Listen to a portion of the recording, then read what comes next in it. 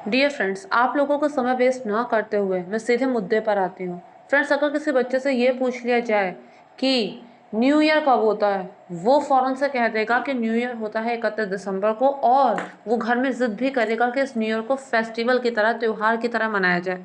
अगर किसी बच्चे से ये पूछा जाए कि क्रिसमस डे कब होता है, तो वो भी उसे बता देगा, क्योंकि आजकल बहुत सारे स्कूल ऐसे हैं जो क्रिश्चियन लोग ही चला रहे हैं और वहाँ पे बच्चों को सबसे पहले यही चीज़ सिखाई जाती है।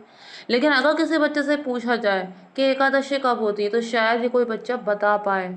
सनातन धर्म के लोग अपने धर्म के बारे में जितना कम जानते हैं, उतना और किसी धर्म के लोग नहीं जानते हैं। और जब वो खुद नहीं जानते तो वो अपने बच्चों को क्या ही सिखाएंगे। फ्रेंड्स, ऐसा कहा जाता है कि साल भर में 24 एकादशी आती हैं, यानी कि हर महीने 2 एकादशी आती हैं, और इन एकादशी में व्रत रखा जाता है, क्योंकि ऐसा कहा जाता है कि अगर स्वर्ग और नर्क से हमें डर है, नर्क जाने से हम डरते हैं, स्वर्ग जाना चाहते हैं, तो उसके लिए एकादशी का व्रत रखा जाता है। एकादशी का व्रत वैसे तो निर्जला किया जाता है, लेकिन अपने स्वास्थ्य को देखते हुए और दिन भर की कार्यशैली को देखते हुए। फ्रेंड्स, अगर एक बात कहें, अगर साधु संत है जिनका काम केवल पूजा पाठ से जुड़ा हुआ है, वो चाहे तो निर्जला एकादशी के व्रत को सरलता से रख सकते हैं। लेकिन जो लोग बाहर जाके काम करते हैं, जो लोग घर के काम करते हैं, उनके लिए इतना ज़्यादा आसान नहीं होता। रखने वाले रखते भी हैं, लेकिन अगर स्वास्थ्य की कोई समस्या है तो ये व्रत निर्जला नहीं रखने का ही कहूँगी। और इसके अलावा फ्रेंड्स, प्रेगनेंसी के दौरान व्रत जितने कम से कम रखे जाएं उतना ज़्यादा अच्छा होता है, क्योंकि जो धर्म कर्म है इसे करने का ठीकरा हमने अपने सर पे रखा है, हमारे नन्हे मुन्ने ने नहीं रखा।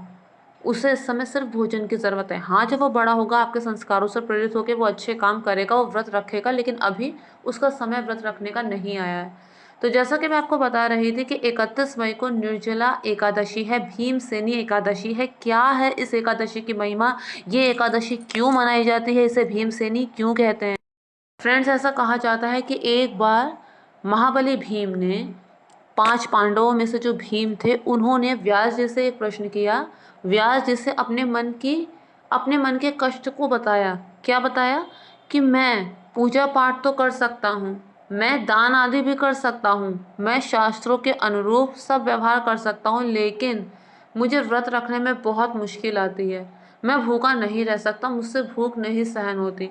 मेरे पेट में जो वक्र नाम की अग्नि है, वो मेरे शरीर को जलाती रहती है। कृपया करके मुझे कोई ऐसा उपाय बताएं कि मैं साल भर में केवल एक व्रत रखूं तो भी मेरा काम चल जाए। मेरे सभी भाई, पत्नी द्रौपदी, माता कुंती, ये सब लोग मुझे एकादशी का व्रत रखने को कहते हैं, मुझसे एकादशी का व्रत करवाते हैं, लेकिन मुझसे नहीं रहा जाता।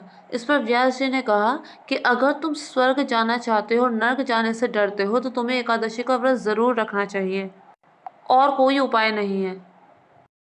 भीम ने कहा, नहीं, मुझे कृपया करके कोई और उपाय बता दीजिए, मैं भूख नहीं सहन कर सकता।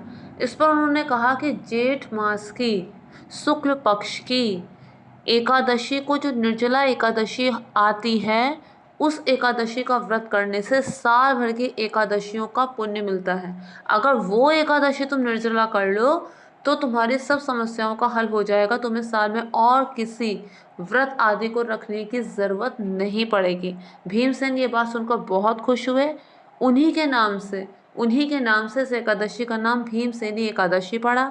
जो लोग साल भर की एकादशियों का व्रत नहीं रख पाते, नहीं रख सकते, अगर वो इस एक दिन भी एकादशी का व्रत रख लें तो उनकी सारी समस्याएं हल हो जाएं। कहा जाता है इससे दीर्घायु हो मिलती है, इससे मोक्ष मिलता है।